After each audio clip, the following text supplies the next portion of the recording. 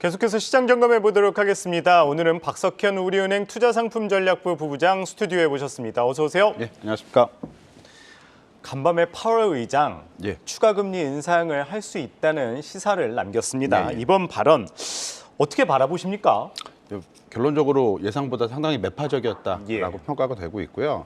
최종 금리 레벨이 이전에 비해서 좀 높아질 것 같다. 뭐 이런 어떤 얘기는 어느 정도 예상을 했지만 레벨이 조금 더 높아질 수 있다라는 부분이 좀 부담이 된 것 같고, 특히 금리 인상 속도 측면에서 지금 연준이 최근 두 차례 FOMC에서 속도를 계속 이제 좀 줄이는 어떤 정책을 펴왔었는데, 이번 같은 3월 FOMC를 앞두고 다시 한번 속도를 높일 가능성이 좀 제기가 되고 있고요. 특히 파월 의장이 좀 속도를 높이는 것을 연준이 대비하겠다라는 말을 직접적으로 일단 언급을 해줬기 때문에 네. 이 부분은 충분히 예상을 뛰어넘는 수준이다라고 보여지고요.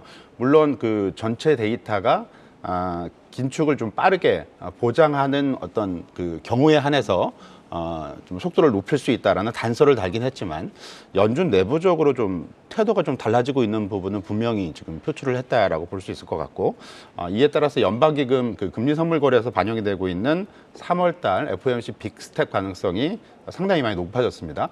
바로 전날 25%였는데 하루 만에 63%까지 상승을 했고요. 그리고 최종금리 전망도 9월까지 인상이 이어지면서 5.75까지 지금 올라간 상황이고요. 가능성이 아직 낮긴 하지만 6%에 도달할 수 있다는 가능성도 새롭게 20%까지 지금 올라와 있는 상황입니다. 그래서 지금 3월달 FOMC 결과가 어느 때보다도 지금 중요한 어떤 그 분기점으로 인식이 되고 있고, 이 결과 자체를 확인하기 전까지는 다소는 불안감이 이어질 수 있다라고 봐야 될 것 같습니다. 네, 뭐 3월 FOMC 빅스텝 가능성이 상당히 높아진 만큼 진짜 예의주시해야 될 것 같습니다. 그런 가운데 미국 달러와 가치까지 치솟았어요. 이 예. 달러 인덱스 같은 경우에 저항선으로 여겨지던 이 105선도 돌파를 하면서 지난해 11월 이후에 다시 최고치를 돌파를 했는데, 원달러 환율 상승세 어떻게 바라보십니까? 일단 그 달러화에 연동이 되는 건 좀 불가피한 측면이 좀 있는 것 같고요. 예. 지금 말씀해 주셨던 대로 달러화 지수가 105.7, 105.8 이 정도까지 지금 올라와 있는 상황이고, 물론 그 지난해 최고점 114.8에서 올해 저점 100일까지 떨어진 이후에 낙폭의 한 3분의 1 정도를 회복을 한 거기 때문에 아직 그 새로운 어떤 상승 사이클이 시작이 됐다라고 판단하는 것은 좀 이른 것으로 볼 수는 있습니다. 예. 향후의 분기점은 106.5 정도로 예상을 하고 있고요. 이 정도까지는 그 추가적인 어떤 상승 시도가 이어질 가능성은 남아 있다라고 볼 수 있을 것 예. 같고, 관건은 역시 연준 통화 정책이 어떤 방향성을 보이는지가 일단 중요할 것 같고요. 연준 최종 금리에 대한 불안감이 진정이 되지 않는다면 달러화 가치가 추가적으로 낙폭을 회복하려고 하는 시도가 지속이 될 수 있을 걸로 보고 있습니다. 따라서 지금 원달러 환율은 1,320원대까지 오늘 한 20원 정도 이제 급등을 했는데, 예. 달러 가치가 추가적으로 한 1% 정도가 더 오를 수 있다라는 걸 가정을 했을 때는 원달러 환율도 1,350원대 수준을 향해서 움직일 가능성은 있어 보이고요. 다만 어떤 그 추세적인 방향성 이런 설정 여부는 예. 당장 지금 미리 판단하기보다는 말씀드렸던 대로 3월달 FOMC 회의 결과를 보고 방향성을 좀 잡히는 과정이 좀 나타나지 않을까라고 예상을 하고 있습니다. 예, 결국엔 이 달러와의 향방은 3월 FOMC 기점으로 움직이는 만큼 이것도 한번 지켜봐야 될 것 같습니다. 국내 시장 한번 살펴보도록 하겠습니다. 미국 시장 영향도 있고 달러와 영향도 있으면서 3월 들어서 국내 증시 흐름 좋았는데 다시 좀 크게 흔들리는 모습입니다. 어떻게 보시나요? 일단 어저께 미국 나스닥 지수가 한 1%대 초반 정도 낙폭을 기록을 했기 때문에 오늘 예. 코스피도 지금 한 1.3% 정도 하락률을 좀 기록을 하고 있는 것 같습니다. 연준 통화 정책이 다시 불확실성 쪽으로 좀 이동을 했고, 달러화 강세에 따라서 외국인 매도가 지금 나오고 있기 때문에, 물론 매도 규모가 그렇게 많다라고 보기는 어렵지만 그렇죠. 일단은 그 수급적인 측면에서의 압박이 좀 가해지고 있기 때문에 투자 심리 위축은 좀 불가피해 보이고요. 3월 FOMC 회의 이전까지 여러 가지 변수들이 지금 대기를 하고 있습니다. 예. 미국 쪽의 지표 발표가 연이어 발표가 될 예정인데, 오늘 밤, 그러니까 오늘 내일 아침 새벽이겠죠? 예. 미국 구인 구직 보고서 1월 달 수치가 발표가 될 예정인데요. 지금 예상치는 구인 건수가 좀 늘어났을 걸로, 그러니까 줄어들 것으로 예상을 하고 있는데, 예. 여전히 높은 수준이고, 최근에 어떤 추이는 예상치 대비 좋았느냐 나빴느냐, 이게 이제 포인트이기 때문에 예. 구인 건수 감소치가 예상 대비 어떻게 나올 것이냐에 관심을 가질 필요성이 있을 것 같고요. 주말에 발표될 예정일 고용지표도 역시 마찬가지입니다. 비농업 고용자 수 증가폭이나 아니면은 시간당 평균 임금 상승률 이런 부분들이 시장 예상을 얼마만큼 충족시키고 부합됐을까 이런 부분들에 관심을 가져야 될 것 같고요. 예. 결국은 다음 주에 발표될 미국 소비자 물가지수 2월달 수치가 가장 중요한 포인트로 작용할 것으로 예상을 하고 있습니다. 예, 10일 날 발표되는 2월 고용 보고서와 또 다음 주 발표되는 CPI도 한번 눈여겨봐야 될 것 같습니다. 그렇다면은 3월 시장 어떻게 바라보면 좋을까요? 일단은 그 물가지수 다음 주 발표될 물가지수 결과가 가장 중요할 것 같고요. 지금 시장 예상은 그 전체 소비자 물가지수 증가율이나 핵심 소비자 물가지수 증가율 모두 1월 달보다는 둔화됐을 걸로 예상을 하고 있습니다. 그러니까 전년 동월 대비 기준으로 전체 소비자 물가지수는 6.4에서 6.2로 그리고 핵심 소비자 물가지수는 5.6에서 5.4로 둔화됐을 것으로 예상을 하고 있는데 지금 시장에서 조금 우려를 하는 부분은 최근 물가 지표의 결과가 예상했던 수준을 좀 뛰어넘는 수준으로 발표되고 있고요.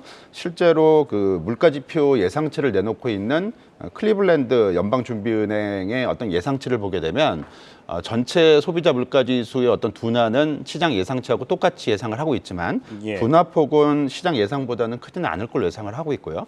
특히 핵심 소비자 물가지수 이 부분이 지금 연준에서 가장 주목하는 어떤 부분인데 이 수치 같은 경우는 2월 수치가 1월 수치하고 크게 변화가 없을 걸로 예상을 하고 있기 때문에 자칫 예상보다 좀 높은 수치가 발표되게 된다면 3월 달 빅스텝 가능성이 거의 기정사실로 굳어질 가능성이 있기 때문에 다음 달 소비자 물가지수 특히 핵심 소비자 물가지수 결과가 어떻게 나올지에 대해서 가장 큰 관심을 갖고 있어야 되지 않을까라고 볼 수 있을 것 같습니다. 예, 뭐 다음 주 발표되는 물가지수를 한번 지켜봐야겠습니다. 연초도 크게 올랐던 이제 반도체라든지 뭐 앞서 집중 분석에서 이야기했듯이 2차 전지 관련주들 최근 차익 실현 매물이 나오고 있습니다. 과연 더 갈지 아니면 여기서 어떻게 바라봐야 될지 좀 투자자들이 궁금할 텐데요. 어떻게 바라보시나요? 일단 코스피가 어제 기준으로 오늘은 좀 하락을 하고 있지만 어제 기준으로 올해 들어서 한 10% 정도 올랐고요. 반도체 업종은 11%가 올랐기 때문에 코스피 대비 상대적인 가격 부담이 커진 것은 아닙니다. 향후에 어떤 그 코스피 움직임에 따라서 반도체 업종의 추가 상승 여력은 남아 있다라고 볼 수 있을 것 같고요. 2차 전지 같은 경우는 업종 지수가 따로 없고 IT 가전 업종을 봐야 되는데 이 업종 지수가 올해 32%나 올랐고요. 그다음에 그 코스닥 시장을 주도하고 있는 게 2차 전지 그 종목들이기 때문에 코스닥 시장이 올해 코스피보다 2배가량 한 20% 정도 올랐기 때문에 가격적인 측면에서는 2차 전지 관련 주식들, 개별 주식 중심으로 가격 부담이 생긴 것은 분명히 현실적이다라고 봐야 될 것 같고요. 이런 부분을 감안했을 때는 2차 전지 개별 종목, 많이 오른 종목 같은 경우는 당장 추격 매수를 하기는 조금 부담스럽지 않을까라고 볼 수 있을 것 같고 단기적으로 조정은 어느 정도 생각해 볼 필요성이 좀 있을 것 같습니다. 다만 추세적인 측면에서는 앞에서 뭐 분석 리포트에서도 얘기가 나왔듯이 이 주도주의 어떤 역할 자체가 크게 변할 것 같지는 않고요. 따라서 대형주 중심의 그 업종으로는 반도체 주식, 그다음에 중소형 주식 쪽으로는 2차 전지 관련주 이런 주식들이 앞으로도 전반적인 추세 움직임이 시장이 좀 오르는 쪽으로 방향성을 계속 잡아갈 수 있다면 이런 주식들이 계속 주도주 역할을 할 것이다라는 부분은 크게 달라지지 않을 것으로 예상을 할 수 있을 것 같습니다. 다만 이제 추세가 중요하기 때문에 시장에 어떤 영향을 미칠 수 있는 매크로 변수, 물가, 통화 정책 이런 부분들을 계속 좀 관찰을 해갈 필요성은 있을 걸로 보고 있습니다.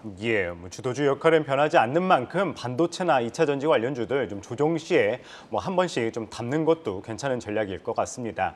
외국인 수급도 한번 여쭤보도록 할게요. 최근에 이제 원달러 상승이 계속 되고 좀 외국인 투자 자금이 빠지는 상황인데 여기에 대해서 이제 한미 금리 차도 더 커진다는 맞습니다. 우려도 나오잖아요. 그렇다면 외국인 수급은 어떻게 바라보시나요? 일단 그 한미 금리 차가 2% 포인트까지 확대될 수 있다라는 어떤 우려감은 좀 제기가 되고 있는 것 같고요. 이런 요인 때문에 다음 달 금통위에서 금리 인상이 한 번 더 우리나라도 있을 수 있다라는 얘기도 좀 나오고 있습니다. 그래서 이런 부분들도 다소는 좀 부담 요인으로 작용을 하고 있는데 외국인 수급은 지금 당장 큰 문제가 나타나고 있는 것 같지는 않습니다. 물론 어제 그제 하루에 한 3천억 정도씩 그 코스피 시장에서 순매수를 기록했던 외국인이 오늘 한 2천억 정도 매도를 하고 있는데 업종별로 보게 되면 전기전자 업종에 대해서는 오늘도 순매수를 기록을 하고 있거든요. 앞에서 말씀드렸듯이 주도주가 반도체하고 2차 전지를 중심으로 IT 관련 주식들이 글로벌 시장에서나 한국 시장에서나 주도를 하고 있기 때문에 예. 이런 어떤 추세적인 흐름이 크게 변하지 않는다면 외국인들 동행 자체도 기조적으로 순매도로 돌아서지는 않을 걸로 예상을 하고 있고요. 다만 이건 역시 연준 통화 정책, 물가 이런 부분하고 영향을 긴밀하게 가질 수밖에 없기 때문에 그 부분은 계속 좀 그 관찰을 좀 지속을 해야 될 것 같습니다. 예, 알겠습니다. 오늘은 시장에 대해서 전반적으로 살펴봤습니다. 박석현 우리은행 투자상품전략부 부부장 말씀 들어봤습니다. 고맙습니다. 네, 감사합니다.